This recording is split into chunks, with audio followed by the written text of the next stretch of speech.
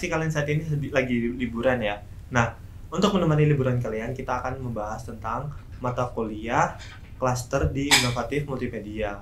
Nah, kalian pasti semua pada bingung kan di semester 4 tadi mau ambil mata kuliah yang mana. Nah, di inovatif multimedia ini nanti kita akan bahas tuntas di sini. Nah, saya saat ini sedang mengajak kakak dari Kak Meta sebagai mahasiswi untuk inovatif multimedia dan sebagai Pak Randy sebagai koordinator multimedia. Mungkin bisa kenalan dulu nih ke teman-teman semuanya. Oke, saya dulu ya. Ya, boleh. Ya, kenalin, nama saya Randy. Saya adalah dosen di Visual Communication Design. Kalau di klaster inovatif multimedia ini, saya adalah salah satu koordinatornya. Bukan dosen yang mengajar ya. Kalau dosen yang mengajar nanti ada sendiri sih dosen-dosen. Saya lebih kayak yang mengatur supaya perkuliahan itu bisa berjalan dengan lancar. Seperti itu. Itu cukup dari saya. Baik, mungkin dari Kak Meta sebagai mahasiswa. Oke. Hai semuanya, saya Meta, psikologi 2018. Saat ini saya sedang berada di semester 5. Mungkin itu aja ya. Mungkin itu aja ya. Itu aja. Mungkin langsung aja ya kita kayak bahas tentang mata kuliah inovatif multimedia itu kayak belajar kayak gimana sih Pak? Oke. Mungkin bisa dijelaskan secara jelas. Yes. Untuk kita itu harus mendapat materi itu apa aja, terus caranya gimana, daftarnya gimana juga mungkin bisa dijelaskan. Ya, oke. Saya jelaskan tentang klaster inovatif multimedia. Iya. Jadi intinya inovatif multimedia sendiri tujuan awal dibuka itu adalah supaya mahasiswa yang non desain, jadi non VCD, non interior, non fashion gitu, itu setidaknya mereka bisa mencicipi ilmu-ilmu desain gitu, terutama tool-tool yang dipakai oleh desainer. Makanya nanti di inovatif multimedia ini di semester pertamanya kita akan belajar tentang nama kelasnya adalah digital imaging. Tapi perkuliahannya itu kita akan mempelajari tentang software Adobe Photoshop. Adobe Photoshop sendiri ini merupakan tool wajib yang harus dikuasai oleh desainer. Jadi desainer biasanya nggak ada yang nggak bisa Photoshop gitu. Jadi mereka pasti untuk desain itu mereka pakai Photoshop gitu loh sebagai salah satu medianya gitu ya. Nah, aplikasinya itu lebih ke digital imaging. Jadi digital imaging sendiri di sini adalah sebuah teknik atau sebuah proses untuk mengedit foto atau gambar jadi beberapa gambar yang Meta mungkin nggak tahu lah ya, dan ngikutin tugasnya. Jadi salah satu output di mata kuliah digital imaging itu adalah kita akan membuat kayak manipulasi gambar. Jadi ada gambar beberapa, jadi manipulasi diri satu, jadi supaya kelihatan realis banget. Contoh kalau aku inget dulu ya yang waktu awal-awal itu ada mahasiswa yang buat kayak monster beruang gitu. Jadi dia gabungin dari beberapa foto. Jadi ada foto beruang, terus ada foto burung rasanya. Jadi ada beruangnya, ada sayapnya gitu loh. Jadi mereka digabung-gabung seperti itu, akhirnya jadilah kayak suatu compositing istilahnya gitu, sebuah karya digital imaging. Jadi kelihatan kayak itu, ini kayak monster beneran, padahal itu adalah manipulasi foto gitu. Jadi itu memang salah satu tool yang dikuasai atau yang biasa digunakan oleh para desainer ya. Jadi memang software pertama harus dikuasai adalah Adobe Photoshop seperti itu. Lalu di semester berikutnya, di semester 2-nya ya, itu semester berapa? Semester 5. Semester 5 ya, sorry. Yeah. Oke, di semester 5 mahasiswa akan belajar tentang Adobe Illustrator. Namanya Adobe Illustrator bukan kita menggambar ilustrasi, bukan. Itu nama softwarenya Adobe Illustrator gitu. Jadi kayak saudaranya Adobe Photoshop. Ya sama ya, namanya Adobe Photoshop kita nggak belajar foto sih sebenarnya. Ini Illustrator juga kita nggak belajar ilustrasi, nggak. Ini nama programnya aja. Untuk nama kelasnya di semester 5 itu desain grafis. Nah, karena memang desain grafis ya, softwarenya Adobe Illustrator, arahnya, materinya, outputnya kita arahkan ke desain grafis juga. Jadi Adobe Illustrator itu benernya hampir sama kayak Adobe Photoshop. Dia beda kalau bilang beda output. Kalau Photoshop itu dia berbasis bitmap. Kalau Illustrator dia berbasis vektor. Dua-duanya ini memang program software wajib dikuasai oleh para desainer. Aku nggak bahas ya bitmap sama vektor itu apa, terlalu panjang nanti. Gitu ya, pokoknya ada bedanya lah seperti itu gitu. Dan dua-duanya memang harus dikuasai oleh para desainer seperti itu. Nah, karena seperti yang dia bilang desain grafis ya, jadi output di mata kuliah desain grafis ini itu lebih ke kepentingan untuk desain grafis. Jadi waktu UTS kan diminta untuk mendesain logo ya Meta ya. Benar, Pak. Ya, jadi bayangkan Anda kalau semisal sudah punya bisnis atau katakanlah Anda mau personal branding, membuat logo tentang diri saya sendiri itu boleh-boleh aja. Nah, di mata kuliah ini kita akan coba gimana sih kalau semisal bisnis Anda atau personal branding Anda itu dibuat logonya gitu. Nah, logonya udah jadi, terus di factorize menggunakan program Adobe Illustrator. Apakah logo aja udah selesai ya? Dan dong, kan logo kan masih ada turunannya gitu ya, turunan ke media-media promosi gitu. Media-medianya kan juga banyak ya, Meta. Udah kan udah kerjain kan, gitu. Jadi nanti pas waktu UAS, nah jadi logonya itu diaplikasikan ke media-media promosi yang lain. Jadi media-media promosi udah ada banyak, tinggal milih gitu. Seperti itu sih. Itu kira-kira yang dilewati di desain grafis di semester 5-nya. Nah, yang sering membuat cemas, sering membuat kaget mahasiswa yang ngambil inovatif multimedia ini yang nanti di semester 6. Di semester 6 ini kita akan nama mata kuliahnya ada illustration. Nah, namanya illustration, nah berarti memang benar-benar kita akan belajar menggambar. Nah, kalau tadi 2 semester pertama kita udah belajar pakai komputer. Nah, sekarang kita harus belajar menggambar manual. Nah, di sini biasanya teman-teman ini juga mahasiswa sering takut. Wah, kalau di IM berarti harus bisa menggambar dong. Itu menjadi ketakutan pertama mereka, itu menjadi salah satu alasan untuk nggak mau deh ngambil IM harus bisa menggambar. Benernya enggak. Di mata kuliah illustration di sini, ya inilah maksudnya Anda diberi kesempatan untuk belajar menggambar. Jadi yang nggak bisa menggambar pun akan diajari untuk menggambar. Dan di sini pun kita output yang kita harapkan itu nggak sampai Anda bisa gambar sampai kayak komik Jepang atau gimana yang bagus banget, enggak. Outputnya yang kita harapkan, capaian kita minta itu adalah Anda semua bisa menuangkan ide ke karya manual. That's it, gitu aja gitu loh. Kenapa sih kita minta kayak gitu? Soalnya memang desainer sendiri ya itu selain bisa komputer ya pastinya ya, mereka tetap harus bisa menuangkan ide secara manual gitu loh. Jadi biasanya para desainer itu awal-awalnya mereka tuh kalau cari ide, kalau mencari katakanlah mendesain sebuah logo gitu ya, atau apapun deh gitu, atau mau menggambar, mau buat ilustrasi pun gitu ya, meskipun outputnya akhirnya adalah karya digital, tapi awalnya sketsanya itu mereka selalu manual seperti itu. Jadi makanya kemampuan manual, menggambar manual di sini itu untuk saat ini belum tergantikan gitu loh. Meskipun outputnya ya digital gitu, tapi proses awalnya itu memang tetap harus belajar manual, betul. Jadi di mahasiswa desain pun ya, divisi di interior fashion itu semester awalnya tuh mereka tugas-tugasnya malah manual semua gitu loh. Memang meskipun kebalik ya Pak berarti ya. Iya, gitu. Susunannya juga kebalik. Cuma tetap aja nggak apa-apa sih. Yang penting kan ilmunya kebelajar semua. Iya, seperti itu sih. Iya, kayak gitu. Jadi nanti di semester 6 di mata kuliah illustration itu nanti Anda akan belajar untuk menggambar.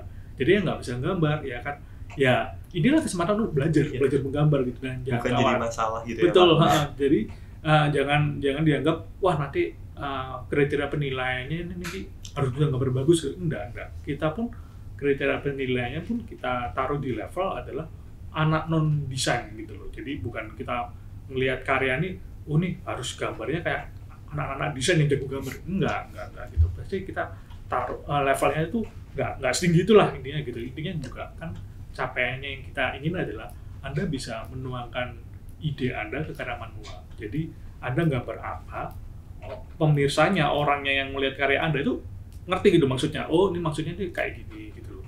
Seperti itu sih. Itu mata kuliah illustration ini yang kadang-kadang jadi momok bagi teman-teman mahasiswa untuk mau ngambil mata kuliah IM ini. Seperti itu sih gitu. Ya, supaya dengan ini aku harap supaya lebih jelas ya, supaya nggak salah tangkap lah tentang mata kuliah illustration.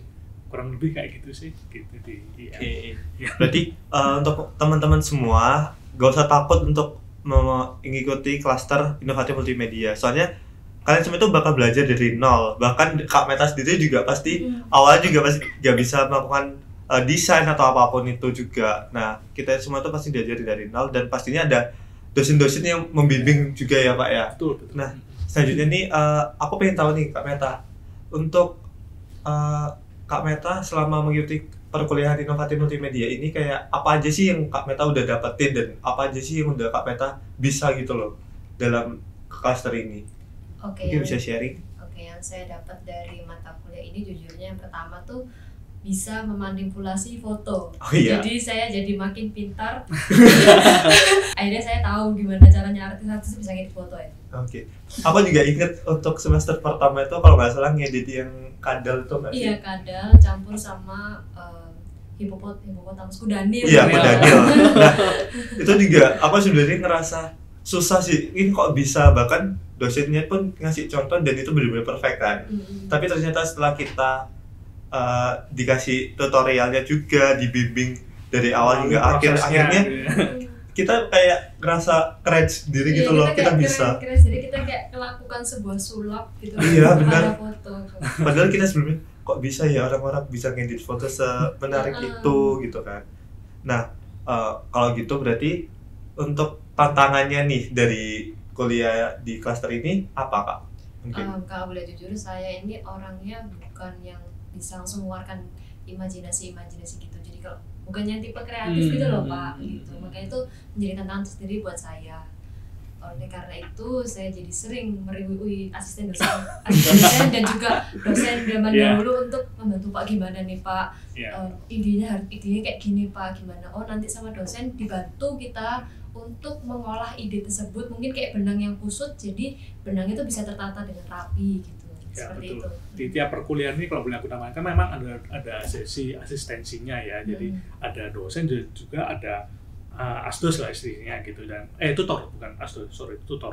Dan mereka tuh adalah praktisi sebenarnya. Jadi bukan nggak hanya dosen aja. Kalau para tutornya itu ada praktisi. Jadi mereka sebenarnya itu adalah orang yang terjun dalam industri, dalam desain. Jadi makanya itu saya pilih mereka sebagai tutor-tutor, itu mereka pasti bisa kasih masukan ke para mahasiswa gitu. Jadi memang ada sesi kayak feedback gitu ya Pak? Betul, ada sesi bimbingan lah. Jadi nggak kita lepas, oke, ini tugas udah kerjain, saya pengen lihat hasilnya gimana. Enggak, pasti ada prosesnya gitu loh. Dan memang untuk desain ini seproses, bukan kita nggak lihat hasil akhirnya aja gitu. Malah prosesnya itu malah lebih penting sih harusnya gitu.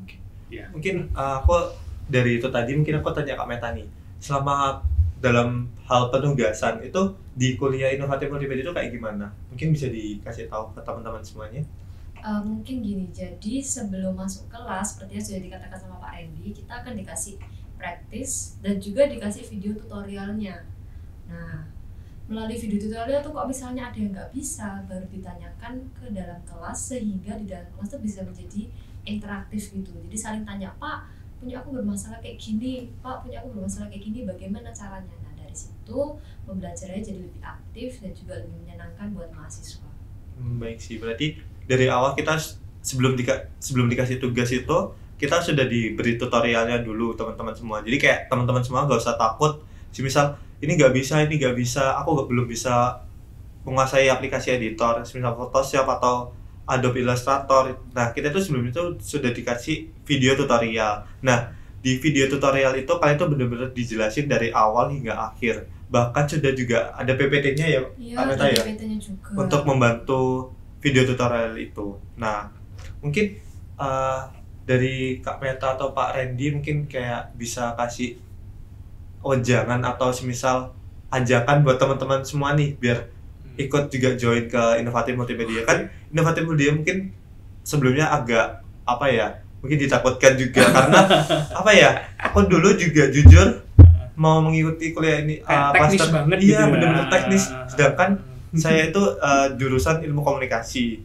Sedangkan untuk masalah editing tuh jujur saya juga nggak bisa gitu Pak. Saya juga awalnya takut, tapi karena saya pengen belajar dan coba tantangan, akhirnya saya coba. Nah, buat teman-teman semua kan pasti kayak bingung dan ragu gitu loh Pak. Mungkin gimana sih biar masuk inovatif multimedia itu kayak gimana? Kalau dari saya sih pertama memang harus ada passionnya ya gitu. Jadi kalau misal pengen tahu lah kalau ilmu desain itu seperti apa gitu ya. Jadi kalau ada passion, yaitu kalau ada passionnya biasanya kalau sesulit apapun mereka pasti bisa melalui gitu. Iya, tapi kalau nggak ada passionnya, kayak jangan sampai kalau aku yang sering takutkan gini, kayak misal aku aku telat daftar gitu. Jadi aku nggak keterima di klaster mana. Yang available cuma ini misalnya. Udah deh aku ambil ini gitu. Nah, itu tuh yang biasanya kayak gimana ya. Jadi kayak ini bukan passionku, aku kepaksa ngambil ini gitu. Itu tuh yang biasanya nggak bisa perform dengan baik karena ya bukan passionnya. Itu loh yang gitu. Jadi intinya kalau saran saya kalau bener pengen ngambil atau memilih sebuah cluster, ya nggak ngomong semua cluster inovatif multimedia aja, itu sesuaikan dengan passion Anda sih gitu. Jadi kalau semisal bukan passionnya jangan dipaksa gitu. Iya benar. Terus paling nggak enak juga kan gitu loh. Kayak gitu sih kalau dari saya. Itu passion itu memang harus menurutku faktor penting seperti itu. Kalau nggak passion jangan dipaksa gitu. Baik. Ya.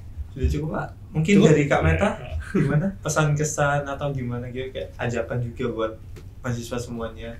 Mungkin bagi teman-teman semua yang mau misalnya kalian nggak bisa gambar pun nggak apa-apa, ikut sini aja. Di kelas di sini tuh kayak fun banget gitu. Dosen-dosennya dan tutor-tutor itu juga orang yang asik, serta kita juga belajar gimana sih caranya kayak kita melakukan magic sendiri gitu. Ya, Magic Photoshop. Magic Photoshop. Terus kita juga bisa membuat sebuah logo. Bahkan saya pun juga nggak percaya saya akhirnya bisa buat logo gitu. Jadi bagi teman-teman yang mungkin punya bisnis tapi belum punya logo, atau mungkin kepingin gitu kayak aku mau edit foto, mungkin bisa buat album atau iklan, poster dan sebagainya macamnya, gabung sini aja. Oke. Di sini juga sama yang sudah disebutkan Kak Meta tadi, buat kalian semua yang lagi punya bisnis atau apa, kalian tuh semua pasti akan belajar sendiri gitu loh. Kan kalau punya bisnis kan pasti ini aku editing video, editing fotonya itu gimana sih, editing logonya itu gimana sih. Nah, di sini kalian itu semua pasti belajar di UAS semester 5 ini ya Pak ya. Kita juga belajar dari desain packaging, envelope, kartu nama, semuanya itu kita pelajari di sini. Nah, semuanya pasti teman-teman bisa dapatin di sini. Apalagi di semester 6, kalian semua itu pasti belajar gambar. Untuk saya sama Kak Meta mungkin belum ada basic gambar, tapi setidaknya kita pasti belajar sih Pak buat semester 6 nanti. Supaya itu jadi bekal lah nanti. Iya, Kalau benar. setelah lulus, Iya. wah Anda jadi gambar tiba-tiba. Iya benar. Lain, Soalnya jadi kesenangan sendiri. iya benar. Soalnya kan untuk sebelum kita ngedesain di Photoshop atau di Adobe Illustrator kan kita pasti ada sketch. Iya. Nah, dari sketch itu mungkin kita bisa belajar lagi lebih baik, lebih bagus lagi, bisa diaplikasikan di Illustrator nantinya. Mungkin kayak gitu. Mungkin sudah lengkap banget nih Iya. informasi yang kita sharing-sharing ke teman-teman semua. Mungkin dari Pak Reddy ada kata-kata penutup. Oke, kalau aku mungkin mau nambahin ya, kayak apa aja yang perlu dipersiapkan kalau misal Anda tertarik untuk join di IM ya. Yang pertama adalah memang butuh laptop ya, entah laptop atau PC ya, atau Mac gitu, nggak apa-apa. Yang sering ditanyakan adalah speknya Pak gitu, ya kan? Pak biasanya kalau mau masuk ini speknya spek laptop atau spek PC atau spek Mac-nya seperti apa gitu. Bisa di Google ya, pasti ada banyak banget gitu. Tapi kalau aku info ya mungkin bisa pakai yang kalau coba-coba ya mungkin bisa pakai yang prosesornya i5 aku rasa udah cukup, i5 gitu ya. Terus lalu ada graphic card-nya, ada Nvidia atau Radeon-nya gitu ya. Kalau misalnya nggak ada yang onboard tuh biasanya agak lemot, nggak terlalu kuat gitu loh. Tapi intinya kalau semisal Anda sudah punya laptop, udah punya PC gitu ya, jangan maksudnya masuk ke IM itu sebagai alasan untuk membeli yang baru gitu. Nggak, maksudnya dicoba aja gitu, dicoba. Intinya sebenarnya program Photoshop sama Illustrator sendiri itu, apalagi kita kan misi basic ya, yang dipelajari kan yang misi basic stuff, bukan yang advance banget. Itu seharusnya pakai yang maksudnya requirement hardware-nya itu nggak terlalu berat banget. Ya, terlalu tinggi Iya, juga bisa betul, ya Pak ya. Iya, jadi apa yang kalian punya itu dipakai aja dulu. Tapi kalau memang nggak kuat, kalau semisal memang harus ganti ya diganti gitu aja gitu. Jadi bukan aku memaksa kalian harus beli laptop baru, enggak ya gitu. Terus kalau semisal kita perkiraan harga gitu, kalau ngomong kita laptop ya, mungkin kalau laptop untuk desain yang untuk level entry itu ya mungkin sekitar 5 sampai 10 ya. Itu kurang lebih aku nggak hafal sih. Iya. Tapi kalau semisal Anda benar-benar passion gitu ya, Anda benar-benar pengen lebih dalam gitu, mau beli laptop yang high tech tuh, yang speknya tinggi gitu, kalau semisal minta saran gitu boleh, nggak apa-apa.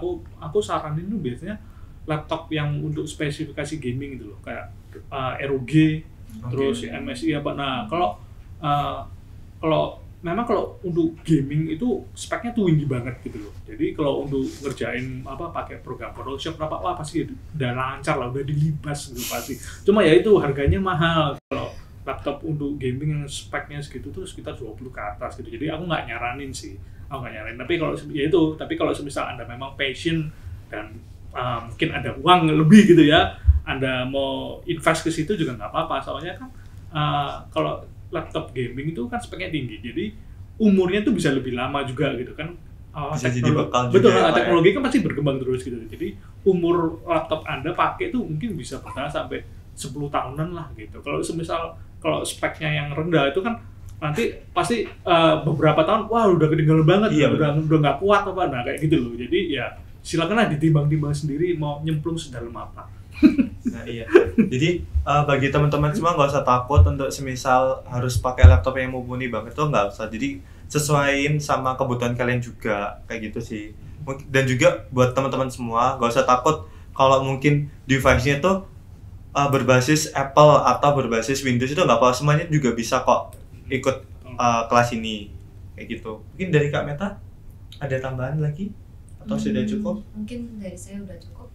Mungkin itu saja dari kita. Pokoknya buat teman-teman semua jangan lupa untuk join klaster inovatif multimedia dan gak usah takut buat join klaster ini karena kalian semua pasti akan belajar dari nol juga, dan dosen-dosennya tuh benar-benar bimbing kalian secara secara pokoknya bener-bener sabar. Iya, sabar banget. Pokoknya. Nanti kalian butuh sabar tak sentik. Kalau misal kalian udah mengikuti kelas ini mungkin langsung bilang ke Pak Randy ya. Kalau ada masalah apa-apa pasti bakal dibimbing. Yes. Mungkin sekian dari kita untuk klaster ini. Terima kasih semuanya. Bye. Dan jangan lupa untuk daftar ya.